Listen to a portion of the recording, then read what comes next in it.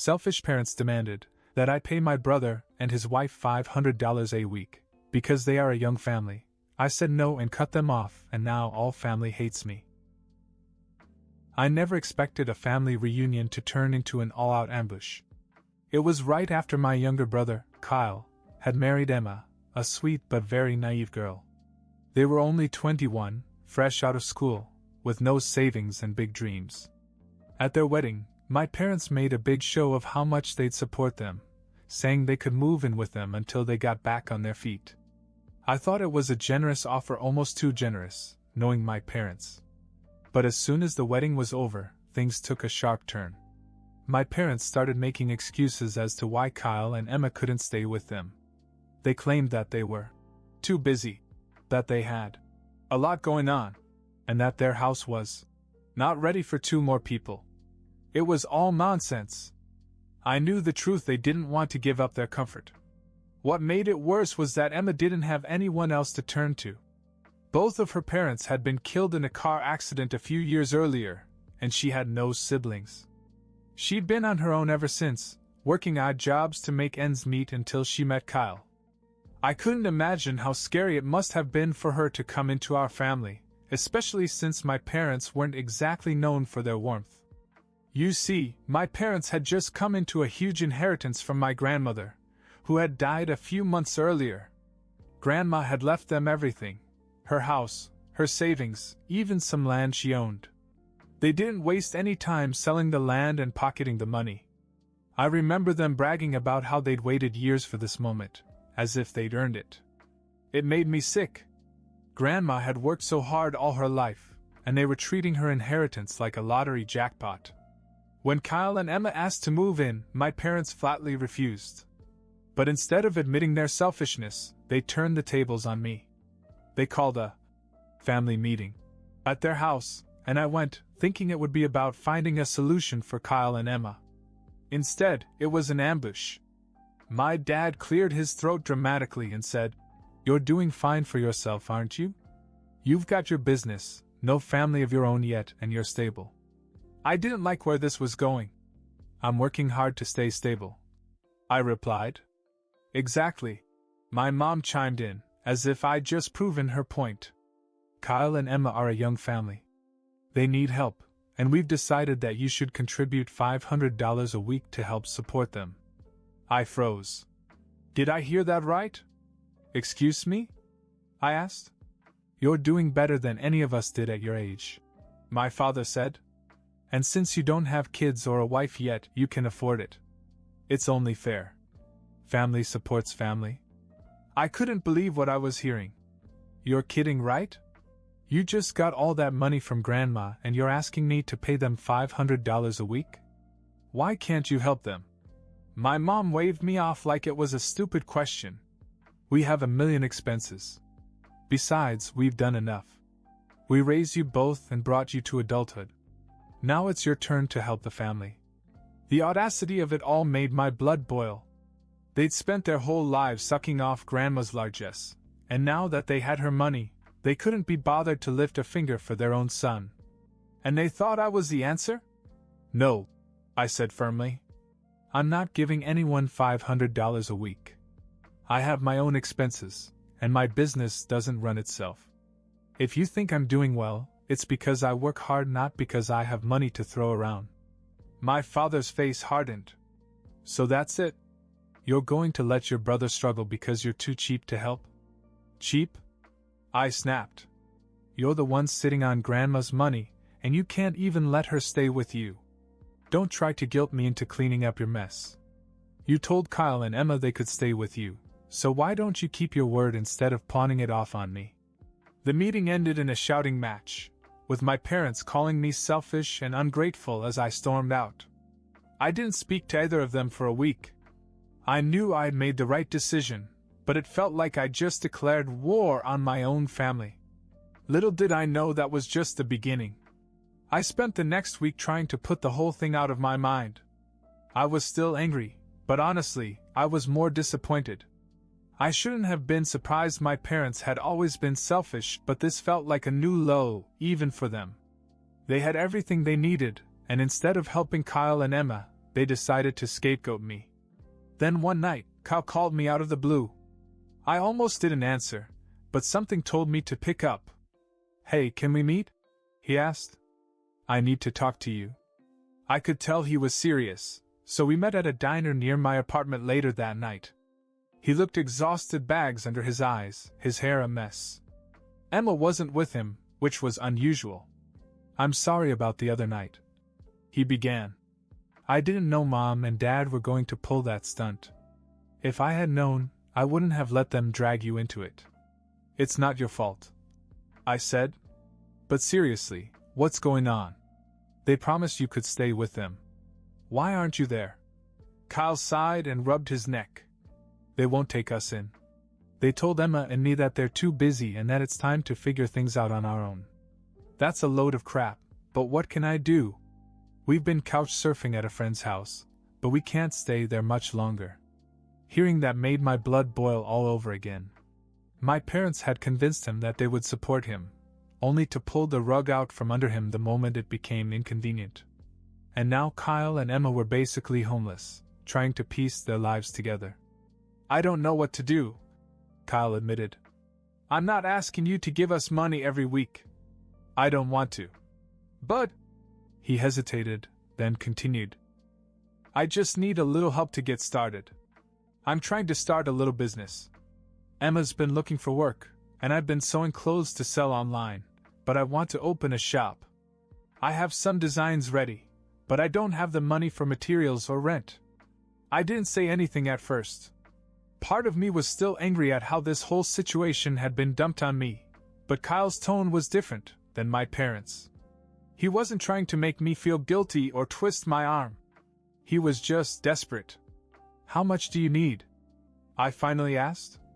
"I could start with $6,000, he said. "Enough to buy materials and cover a few months' rent for a small shop. I swear I'll pay you back as soon as I can. I just need to get this going." I could tell he meant it. Kyle wasn't like my parents. He wasn't lazy or entitled, he just needed a break. Still, I hesitated. I wasn't sure this was a good idea, and I hated the thought of enabling my parents' behavior. But Kyle wasn't asking for a handout. He had a plan, and he was willing to work for it. "Okay," I said. "I'll loan you the money. But this stays between us. Mom and Dad don't have to know." Kyle's face lit up with relief. "Thank you? Seriously, thank you. I'll make it work, I promise." I gave him the money a few days later, and true to his word, Kyle used it to rent a tiny studio space and buy supplies for his clothing line. He didn't waste a dime.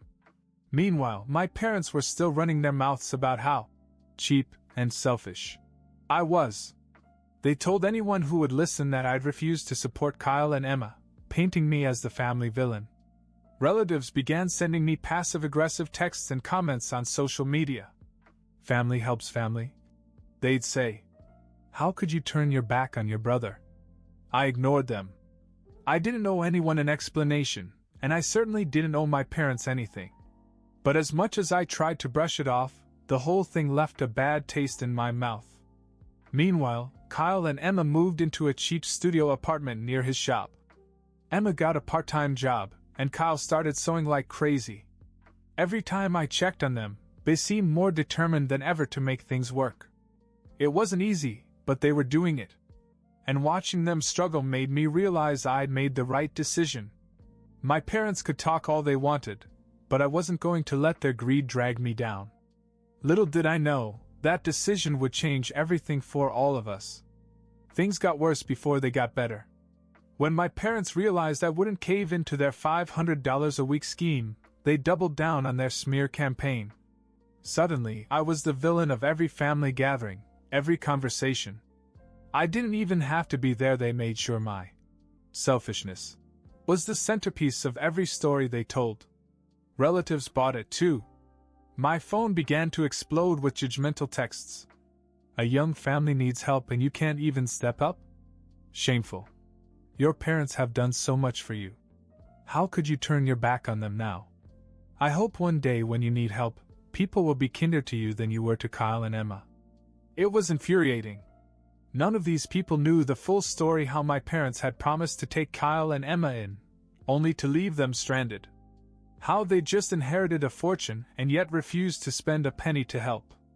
And of course, no one knew that I'd secretly given Kyle $6,000 to start his business. I could have defended myself. I could have explained everything and turned the tables on my parents, but what was the point? They'd already poisoned the well. So I kept quiet. If they wanted to make me out to be the bad guy, let them. I wasn't going to justify myself to people who didn't care about the truth. But it didn't stop there. My parents weren't satisfied with just talking, they wanted to make me pay, both figuratively and literally. They started spreading rumors at family gatherings that my business was probably failing. And that's why I was being so stingy. You know, my mother apparently told one of my aunts. He acts like he's got it all together, but I think he's struggling. That's the only reason he wouldn't help his brother. My aunt, bless her heart, actually called me to ask if I was okay. I assured her that my business was fine, but the damage was done. Meanwhile, Kyle was working nonstop. He'd rented the tiniest storefront in a not-so-great part of town, but he made it work. Emma juggled her part-time job and helped out whenever she could. I'd stop by occasionally to check in, and every time I was impressed. He'd turned the little shop into something real, rows of handmade clothes, racks of his designs, even a little corner with a sewing machine where he worked on custom orders. One night, about 3 months after he opened, I stopped in after hours. Kyle was sitting behind the counter, surrounded by sketches and scraps of fabric. He looked up as I walked in and grinned. "I sold 5 pieces today," he said. 5. I patted him on the back. "That's great, man. How's it going overall?" He leaned back in his chair, looking tired but proud. "It's slow, but it's happening. People are starting to take notice. Word's getting around." I looked around the shop, taking in all the work he'd put into it. "I'm proud of you," I said. "You're making it happen." He smiled, but it faded quickly. "I just hate how things are with the family," he said. "Mom and Dad. I don't even know what to say to them anymore. And I know they make your life hell." "Don't worry about that," I told him. "They've always been like that. You know that." "Yes, but it's not fair. They should be helping you, not tearing you down. I hate that they're dragging you into this." I shrugged it off, but his words stayed with me. He was right, it wasn't fair. But I wasn't going to let my parents' toxicity ruin what Kyle and Emma were building. What I didn't know was that my parents' next move would take things to a whole new level. They weren't content with ruining my reputation, they wanted to make sure that Kyle and Emma never forgot who they thought the real villains were. I thought my parents' pettiness had reached its peak. I was wrong. About 4 months after Kyle opened his shop, I got a phone call from him out of the blue. He sounded rattled. "Mom and Dad just stopped by the house," he said. "You won't believe what they just pulled." At first I was confused. My parents had been so hands-off with Kyle and Emma since the wedding that I didn't think they even knew where they lived. But somehow they tracked them down. "They came over like they were checking in," Kyle continued, "acting all concerned about us, asking how we were, if we needed anything. I thought maybe they'd finally come around, but then Dad just casually drops, 'So when are you going to start helping us out?' I frowned. "Help them out with what?" "Money," Kyle said flatly. "They told me they've done so much for us, and now that we're married, it's time to pay it forward." I almost laughed at the absurdity of it all. "Pay it forward? What the hell does that mean?" Kyle's voice tightened. "They want me to give them $300 a week. Mom says it's not just for them, it's for the family, and that Emma and I have a responsibility to contribute now that they're the reason we're here." I felt my blood pressure rise. "You're kidding, right? They've hardly done anything for you since the wedding. What do they think you're contributing?" "That's the best part," Kyle said. "They think I'm just working some simple retail job or something. They don't know about the store or the sewing or anything. I didn't tell them because, honestly, I didn't want to deal with their opinions or their interference. This surprised me, but it also made sense. Kyle had kept his head down and focused on building the business. He'd probably avoided our parents as much as I had. So what did you tell them? I asked. I told them we couldn't afford it, of course. Everything we make goes straight to rent and supplies, and Emma's part-time job barely covers food. But you know how they are. They wouldn't take no for an answer. Let me guess. I said, they started guilting you. Kyle snorted. Big time. Mom went on this whole rant about how they'd sacrificed so much for us, and how they deserved to get something back. Dad just kept repeating that it's our duty as a family to step up. And when I told them no again, they brought you into it. Of course they did. I muttered. They said if you had just agreed to their plan, none of this would have been necessary. They're convinced you're the reason everything's so hard for them right now. I couldn't even be surprised anymore. My parents were predictable, if nothing else. When things didn't go their way, they always looked for someone else to blame, and apparently I was still their favorite scapegoat. So what now? I asked Kyle. They said if I didn't start helping them out, I shouldn't expect them to be there for us in the future. I let out a bitter laugh. Be there for you? They've done nothing but make your life harder since the wedding. Exactly, Kyle said. But you know how they spin things. They make it sound like we owe them our lives just because they raised us. I shook my head, even though he couldn't see me. Don't let them bully you into anything. You're doing fine without them. Just focus on the shop and let them throw their tantrums. I know, Kyle said, although he sounded tired. I just hate how they keep dragging you into it. You don't deserve it. Don't worry about me. I told him. I've been dealing with their crap for years. I can handle it. Kyle thanked me before we hung up, but I could tell the whole situation was weighing on him. He and Emma were already stretched thin trying to make ends meet, and now they had to deal with our parents adding more stress to the mix. The part that stuck with me, though, was how clueless our parents were. They didn't know about the store, the hours Kyle was putting in, or how Emma was working to keep them afloat. They just assumed that Kyle was floating through life, and that assumption made it easy for them to ask for money. I knew it was only a matter of time before they tried to escalate things. My parents weren't the type to let this go. They were about to push things even further, and I could feel a storm coming. It didn't take long for Kyle to reach his breaking point. A few days after my parents ambushed him with their ridiculous demand for money, he called me again. I can't do this anymore, he said. Emma and I talked about it last night.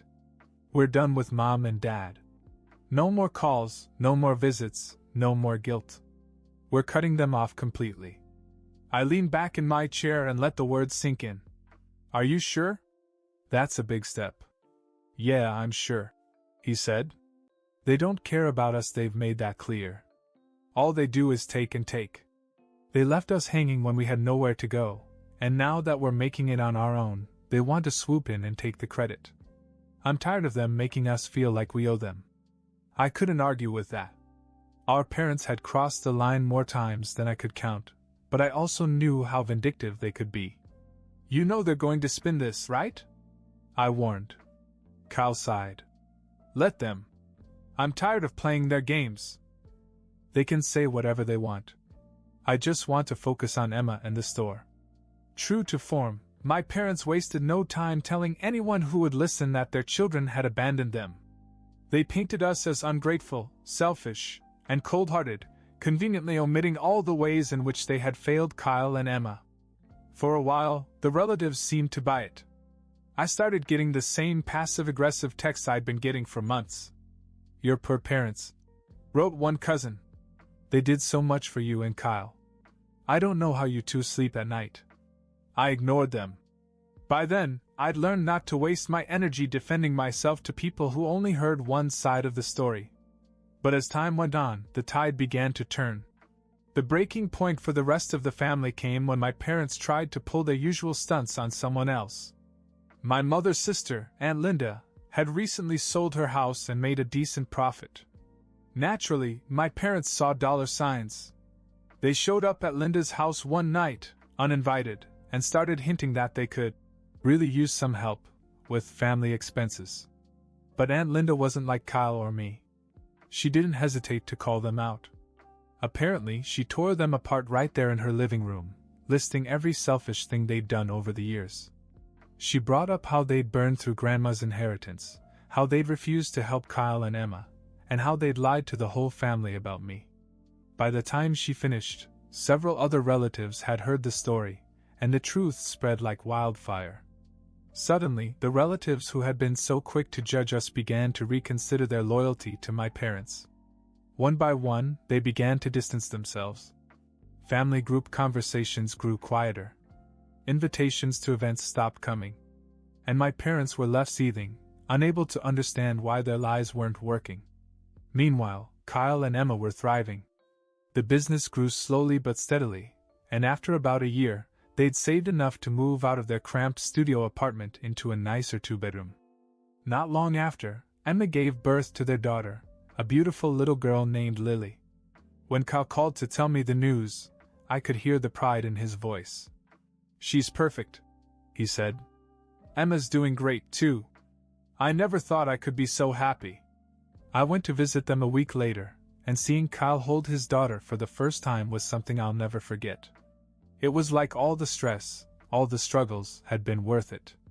He built this life with his own hands, and now he had a family to share it with. Not long after Lily was born, Kyle started paying me back the $6,000 I'd loaned him. At first, it was small payments every few months. Then, about a year later, he showed up at my door with an envelope. "This should take care of the rest," he said, handing it to me. I opened it and saw the remaining balance, plus an extra $2,000. "What's the extra for?" I asked. Kyle smiled. "For believing in me. For helping us when no one else would. I wouldn't be here without you, man." I didn't know what to say. I hadn't expected him to repay me so quickly, let alone add something extra. But it wasn't just the money. It was about seeing Kyle and Emma finally succeed after all they'd been through. As for our parents, well, they're still bitter. Kyle keeps them at arm's length, only reaching out when there's big news like Lily's birth. When they do call or text, it's almost always because they need something, and Kyle is quick to shut them down. "They can't pretend like nothing happened," he once told me. "They made their choices, and I'm not going to pretend things are okay just because it's convenient for them." Our parents hate it. My mom still sends the occasional guilt trip text about how Kyle is pretending the past didn't happen, or letting it out of his life. But Kyle just shrugs it off. After all, he and Emma have built a life they can be proud of. They're raising their daughter in a happy, stable home, free from the toxic mess our parents tried to drag them into. And frankly, watching them succeed has been one of the most satisfying things I've ever experienced.